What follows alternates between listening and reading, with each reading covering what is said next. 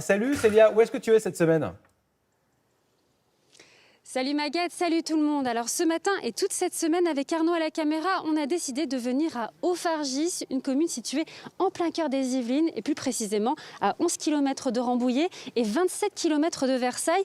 Cette commune, elle a la particularité de recevoir un bon nombre d'artisans, mais ça on le verra plus tard. D'abord, on a rendez-vous avec une personne formidable, monsieur le maire, bonjour. Bonjour, bienvenue. Bienvenue dans ce que je considère la plus belle commune de France, bien entendu. Je viens vous croire, à commencer par votre mairie qui est ravissante, qui s'est refait une beauté il n'y a pas longtemps. Oui, nous avons refait la mairie, entre autres, mais on a fait tellement de choses dans ce village, on a tout refait. Donc, Notamment cette ancienne école.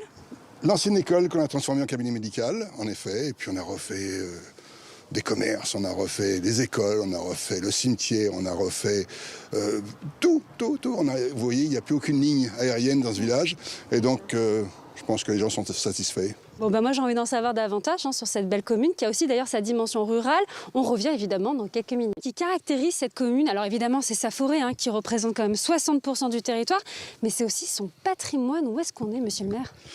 Nous sommes à l'abbaye des Vaux-de-Cernay. Vous voyez, l'abbaye cistercienne, les vestiges qui en restent, et puis tout ce bâtiment qui a été construit par la famille Rothschild avant la guerre et qui a eu toute une histoire. Au moment justement, après le débarquement, les soldats qui avaient débarqué en Normandie sont venus se reposer à l'abbaye des Vaux-de-Cernay. Ensuite, ça a été revendu. C'est la famille Amiot qui avait construit des bateaux qui construisaient des vedettes de guerre et qui se servaient de l'étang pour faire leurs maquettes. Et puis, après, c'est devenu un site hôtelier. Voilà. L'endroit, le site est magnifique. J'ai l'impression d'être à Cambridge University. Alors dites-moi, ces pierres, elles ont quel âge? L'abbaye est du 11e. D'accord, et alors aujourd'hui, comment on l'entretient tout ça? C'est un gros boulot quand même. J'aime mieux que ce soit eux qui l'entretiennent que moi, en effet. Aujourd'hui, est-ce que tout le monde peut venir ici? Oui, c'est un hôtel, ça faisait partie des hôtels particuliers. Ça a été revendu récemment, comme je vous l'ai dit. Et en fait, c'est un bel établissement et qui va être encore plus beau dans un an, puisqu'ils vont refaire beaucoup de travaux dedans. D'accord, alors une dernière question. Est-ce qu'il y a peut-être une anecdote qui pour vous est marquante? Il y en a plein d'anecdotes parce que il y a eu des films de tournée avec ça, bien sûr. Tous les films, vous n'étiez pas né, vous.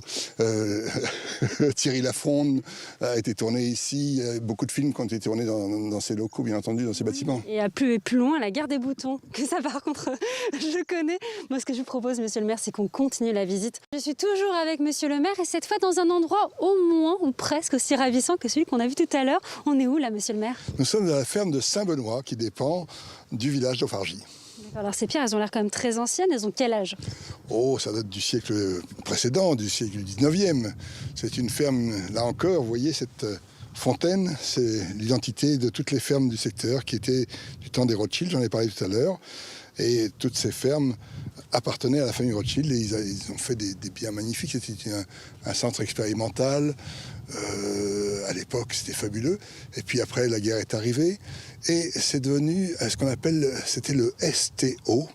J'étais trop jeune, je n'ai pas connu. Service du travail obligatoire. C'est-à-dire qu'on obligeait les jeunes Français à partir en Allemagne et ceux qui ne voulaient pas partir en Allemagne, eh bien, on les faisait venir travailler ici. Il y a pire quand même. Oui, il y a eu pire, bien sûr. Alors quand même, pour l'anecdote, il faut rappeler aussi à nos téléspectateurs que vous avez vécu ici. Et oui, parce qu'en fait, ça a été affecté à l'Office de la chasse, à l'époque, il s'appelait l'Office de la chasse, qui n'en avait pas l'utilité, et donc ils l'ont attribué à l'agriculteur du village, qui était mon père. Et donc j'ai vécu en effet 30 ans dans cette ferme, voilà, comme agriculteur. Oh là là, de gambader dans ces grands espaces, ça doit être un véritable bonheur. On avait de l'espace. Alors une dernière question, monsieur le maire, vos projets à venir, là, c'est quoi? Ah, sur le village. J'ai un gros projet qui est difficile à mener. Je cherche absolument un pharmacien. Je voudrais vraiment trouver un pharmacien. On est prêt à acheter les murs de la pharmacie pour maintenir un pharmacien sur le village, à lui faire un loyer dérisoire. Tout va bien. Et puis j'ai un grand projet. Aménager la place du village, une vraie place avec de la convivialité où on peut tous se réunir, prendre un café, faire la fête. Ça, c'est au milieu du village. Ça me paraît important. Voilà, j'espère que vous avez bien entendu. Merci, monsieur le maire, de nous avoir reçus ici. Nous, on continue la visite. Nous sommes toujours du côté d'Haut-Fargis, cette commune que l'on connaît très bien grâce à Jean Rochefort qui a vécu ici, mais qu'on connaît également bien grâce à ses artisans d'art. Ils sont nombreux et évidemment formidables, à commencer par Bruno Demestre. Bonjour Bruno. Bruno. Bonjour Célia, bienvenue à l'atelier. Merci de nous recevoir ici. Alors dites-moi, vous êtes ébéniste, une profession qui est née d'une reconversion. Oui, tout à fait. J'étais en agence de publicité avant, j'étais créatif en publicité. Et puis il y a eu un moment, j'ai eu besoin de retrouver la matière, de retrouver le travail manuel, le contact avec le concret. Et je suis devenu ébéniste en passant par l'école Boulle. D'accord, et alors dites-moi, c'est quoi le programme ce matin? Et ce matin, je vous propose de découvrir l'atelier, mon équipe, les outils qu'on utilise, pourquoi pas les essences de bois, et puis essayer des gestes, de travailler un peu la matière. Je rejoins Andy, il est ébéniste également ici. Bonjour Andy. Bonjour Célia. Alors dites-moi, qu'est-ce que vous êtes en train de faire là? Écoutez, je suis en train de découper un profilé pour la faisanderie du château de Rambouillet. En fait, on a un meuble existant déjà avec une certaine moulure. Et on réalise des boiseries donc, sur les murs. Et l'idée, c'est de venir s'ajuster au maximum à ce meuble-là, qui a justement un profilé un peu particulier. Et là, vous travaillez avec quel style de bois? Alors là, c'est un contreplaqué en fait qu'on va venir derrière teinter et patiner. Et simplement là, voilà, c'est vraiment juste l'étape d'usinage qui sera après finie directement sur place avec tout le reste de la boiserie. J'imagine qu'avant de se lancer, c'est vous qui avez également dessiné sur le bois. Voilà, c'est ça, on s'est placé justement sur place avec l'existant. Et après, le but, ça va être vraiment de s'ajuster au maximum et de réaliser les finitions là-bas sur place. Bon, je vous laisse vous concentrer parce que je vois que c'est un métier qui demande beaucoup de rigueur. Alors dites-moi Bruno, vous travaillez avec quel genre d'essence? On travaille, alors ici on est en plein milieu de la forêt de Rambouillet, donc c'est une belle forêt de chênes. Donc on utilise beaucoup de chênes, là vous avez Ça c'est le bois classique. un beau morceau de chêne qu'on utilise beaucoup. Et après on vient souvent habiller les meubles avec des essences plus précieuses, comme cet acajou par exemple, qui a un superbe acajou qui ressemble à de la peau presque, on a l'impression d'un cuir.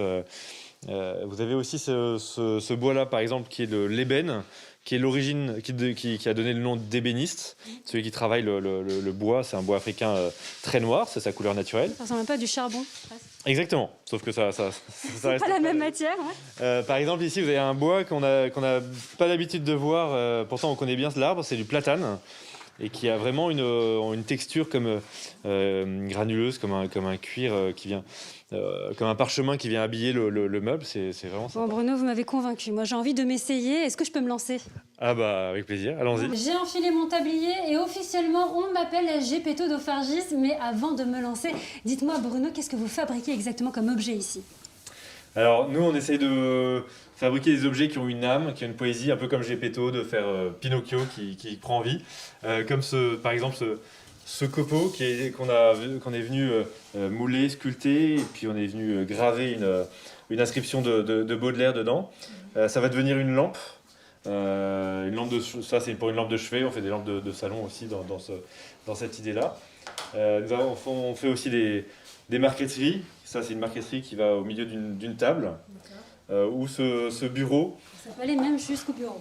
Au bureau, voilà, ce qu'on appelle le bureau lyrique, qui a une envolée lyrique avec le bois qui devient souple, qui s'envole, et le tissu qui prend une forme un peu dure. On essaie de mélanger les idées, les styles, et de venir donner de la poésie à tout ça. Et la poésie, on la ressent. Alors moi, j'ai quand même envie de savoir par quoi on commence quand on veut se lancer, quand on veut être ébéniste. Et par une passion, par une envie, et puis après c'est de découvrir la matière, de rentrer dans la matière et surtout de prendre les outils et puis d'y aller, d'essayer, de ne pas avoir peur de se tromper. L'erreur, c'est comme ça qu'on apprend et c'est comme ça qu'on évolue. Voilà, donc on peut... Je peux prendre ces outils-là par exemple. Voilà, par exemple ça c'est une gouge, c'est pour sculpter. D'accord. Et on vient prendre, il y a plein de formes différentes, on vient les prendre. Donc on la tient comme ça et puis on vient choquer le bout de la gouge avec le marteau. D'accord, je peux vous laisser mon micro? Voilà, je vous Alors on donne échange les ça. rôles. Hop. Merci beaucoup. Donc je mets ça comme ça ici, Voilà, par exemple. et puis je tape. Comme ça? Voilà, on peut faire un peu plus bas, et Ouais. puis vous pouvez prendre le maillet un peu plus haut aussi. D'accord. Alors je précise que c'est quand même un métier qui requiert d'avoir de bons muscles. On est bien Voilà, d'accord. il faut faire un peu de physique, c'est pas non plus... voilà, mais il faut rentrer dans la matière. Bon, alors ce que je vous propose, Bruno, c'est que nous, on continue cette initiation, puisque forcément, elle est formidable. Évidemment, on se retrouve demain, même heure, même endroit, à Auffargis, mais cette fois avec un autre artisan, parce qu'on ne cesse jamais de vouloir apprendre. En effet, ce matin, nous sommes toujours à Auffargis, cette commune d'un peu plus de 2000 habitants, qui dispose de son centre-ville, comme tu peux le voir. Et ce centre-ville, je peux t'assurer qu'il est amplement embelli par ces artisans qui sont ici. Et alors d'ailleurs, ce matin, on a justement rendez-vous avec deux artisans verriers qui sont à mes côtés. Bonjour tous les deux. Bonjour. Bonjour. Merci de nous recevoir ici. Donc vous êtes Muriel Chenet, Cyril Morin. Alors dites-moi, c'est quoi vos principales sources d'inspiration? Alors pour moi, je crée des personnages en pâte de verre, en cristal. Ceux qui sont derrière vous. Voilà, donc c'est des scènes voilà, je les mets en scène. Et puis Cyril, mon compagnon, lui, fait les nuages en cristal. Donc on peut dire que c'est finalement la nature à vous qui vous inspire? Oui, c'est un peu la nature, c'est aussi le travail avec la matière, trouver des choses intrigantes et puis aussi trouver un travail avec la lumière. Là, où, effectivement, ce sont des nuages, mais après, on peut imaginer plein de choses. Je sais que vous travaillez en tout cas le verre de façon assez particulière. Je vous propose qu'on aille justement dans votre atelier. Nous, on se retrouve évidemment dans quelques minutes. À tout de suite. J'ai la tête dans les nuages, ou presque, puisqu'à mes côtés, il y a les œuvres de Cyril. Alors, Cyril qui est à mes côtés, c'est intéressant parce que moi, j'ai toujours un peu cette vision de l'artisan verrier qui souffle dans son verre. Là, c'est pas du tout le cas. Alors non, c'est pas du tout le cas. En fait, on va pas souffler le verre, on va transformer le verre, mais on va le couler dans un moule, exactement comme la technique du bronze qui consiste à vraiment utiliser la chaleur du four pour fondre le verre et réaliser la pièce. Alors, concrètement, ça passe par quoi? Alors d'abord, je vais imaginer la pièce et je vais la travailler avec un matériau qu'on appelle la cire qui va nous permettre de modeler la cire. Donc je vais travailler le modelage avec des plaques de cire ou des morceaux de nuages que j'ai déjà réalisés et je vais faire ma composition de pièces avec plusieurs morceaux de cire que je vais ensuite assembler pour faire le nuage. D'accord. Et ça, vous taillez directement dans la cire? Voilà, c'est ça. C'est-à-dire que je vais utiliser des outils, je vais utiliser mes mains, je vais utiliser différentes choses pour pouvoir chauffer la cire, la transformer et lui faire le dessin que je veux. D'accord. Et est-ce qu'après, ça va directement au four qu'on peut voir justement ici et qui est quand même sacrément massif? Alors oui, il y a peut-être une petite étape avant de le passer au four parce que la cire ne va pas beaucoup aimer, mais par contre, il va falloir, le jeu consiste à transformer la cire en verre. Et pour ça, on va faire un moulage. Donc, on va mouler la cire. Donc là, je vais vous montrer un peu, une fois obtenu le verre coulé dans le moule, on va utiliser un moule en plâtre réfractaire pour couler la cire, le verre dans le moule et le verre va couler à l'intérieur du moule. Une fois que la cuisson est terminée, on va retirer et casser le plâtre pour retirer la pièce en verre. Ouais, vraiment comme le bronze. Est-ce que vous acceptez de m'apprendre, Cyril? Moi, j'aimerais bien, oui. Bon, bah, je vais m'essayer. Je reviens évidemment dans quelques minutes. À toutes. Regarde ce que je viens de faire. Et oui, en 5 minutes, c'est incroyable. Et évidemment, c'est pas vrai. C'est pas du tout en 5 minutes, c'est pas moi qui l'ai fait. Alors, dites-moi, Muriel, par quoi on commence? Alors, on va être pour la première étape pour pouvoir créer un objet en pâte de verre, ça va être de modeler la cire. Donc, la cire se présente en plaques. Il y en a de la noire, de la blanche. En fait, ça va être C'est quoi leur différence? de dureté. Voilà. Donc, pour ma part, j'utilise de la cire noire parce que c'est une cire qui est beaucoup plus souple. Et pour arriver à donner, en fait, la silhouette, le mouvement au personnage, voilà, je vais pouvoir beaucoup plus facilement travailler cette cire. D'accord. Alors concrètement, ça passe par quel accessoire? On utilise quoi pour faire ça? Alors, on est sur des outils soit métalliques, comme celui que j'ai dans la main, parce que voilà, quand on chauffe la pointe, on va pouvoir creuser dans la matière. Il s'appelle comment cet accessoire? Ah ben, on l'a créé. D'accord, donc je prends l'accessoire de Muriel et je le mets directement ici. Voilà, oui.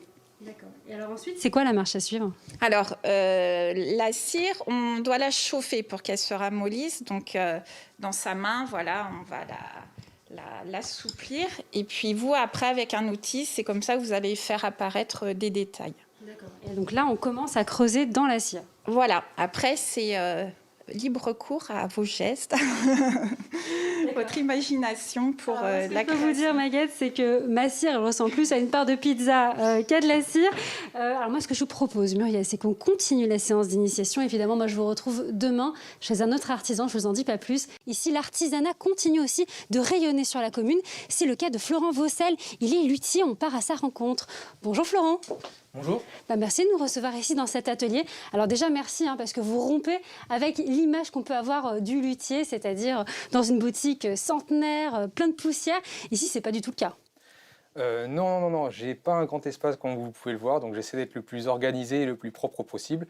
Et je pense qu'un travail fait dans des conditions propres montre un résultat aussi à la hauteur. D'accord, alors vous êtes justement luthier, et ça, c'est né d'une reconversion, et plus précisément d'une rencontre. Oui, tout à fait. Je travaillais dans l'informatique et rencontrant un luthier de ma région qui m'a ouvert les bras, j'ai changé de vie et j'ai décidé d'apprendre ce métier. Eh ben, génial. Est-ce que vous acceptez de m'apprendre à moi? Bien sûr. Allez, génial, hein. Nous, on y va, je le suis dans son atelier. On revient évidemment dans quelques minutes, à tout de suite. Cette fois, entouré de ces violons, Florent, est-ce que vous acceptez de me les présenter? Oui, bien sûr. Donc les violons se déclinent en beaucoup de tailles. Et nous avons l'exemple du tout petit ici, format 1/8e. Il est mignon, et ça, c'est pour quel âge? On commence à 6 ans sur cet instrument. Ah oui, donc on commence tôt le violon. Exactement. Et on va progresser à mesure de sa croissance sur des instruments de plus en plus grands pour atteindre le violon entier, dit 4 quarts. C'est quoi qui les différencie, tous ces violons? Est-ce que c'est essentiellement leur couleur? Tout différencie de violons, il n'y en a pas des identiques. Et en fonction de la fourniture en bois et de la façon, par exemple, dont est appliqué le vernis, on va avoir des instruments qui sont totalement différents en termes de visuel et de son. D'accord, alors quand même, quand un client vient vous voir, c'est quoi le problème que vous rencontrez généralement? On a beaucoup de casses sur des violons, des décollements, des fractures. Là, par exemple, il y en a un comme ça? Oui, bien sûr. J'ai un exemple de très grosse restauration à faire qui prendra quelques mois. Voici l'instrument en question. Il faut tout reprendre. Oui, tout. Donc, vous faites de la restauration et de la réparation, donc ça, il faut bien le souligner. Oui. Et pour ça, vous utilisez quel outil? J'utilise plusieurs dizaines d'outils. Il y a vraiment beaucoup d'outils, mais un exemple parlant d'outils, c'est la pointe aux âmes. Ça s'appelle la pointe aux âmes. Exactement. C'est un instrument qui va nous servir à ajuster la position de l'âme du violon, qui est une pièce de bois située à peu près à cet endroit-là. Et en changeant sa position, on va changer le son.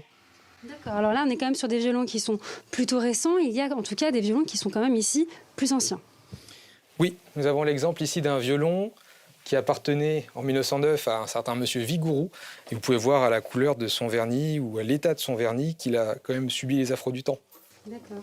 Alors, en tout cas, si le petit-petit-fils rencontre, en tout cas voit cette émission, qu'il n'hésite pas à appeler Florent. Nous, on continue la découverte de ces instruments. On revient évidemment dans quelques minutes. À tout de suite. L'autre facette du métier de Florent, ce sont aussi les guitares. Alors là, du coup, vous êtes en train de faire quoi, Florent?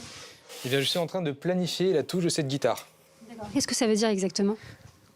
Pour que cette guitare joue correctement, il faut que son manche soit totalement plat.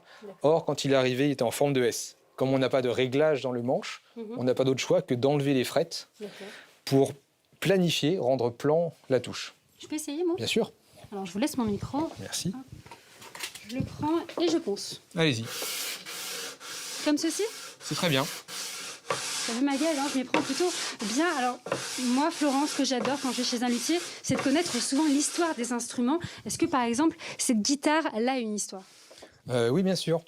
Donc, cette guitare m'est arrivée avec son propriétaire, qui était un jeune homme qui souhaitait apprendre à jouer de la guitare. Malheureusement, elle était un peu trop petite pour lui. Il voulait celle-ci car c'était la guitare de son grand-père qu'il avait retrouvée. Mais pour apprendre correctement, il a dû passer sur un modèle adapté à sa taille. Il m'a fait don de celle-ci que je vais du coup restaurer. D'accord. Alors, pour cette guitare, est-ce qu'on a besoin aussi de passer du vernis? Il faudra refaire un vernis, bien sûr, mais pour le coup, on fera ce qu'on appelle un vernis français, un vernis tampon. D'accord. Alors, également, l'autre chose intéressante, ce sont les mandolines qui sont juste là. Est-ce que vous pouvez m'en parler? Oui, bien sûr. Donc, cette mandoline, de même, a une histoire. Elle m'a été donnée par un ébéniste dont le père est décédé. Et il est parti faire la guerre avec celle-ci en Indochine.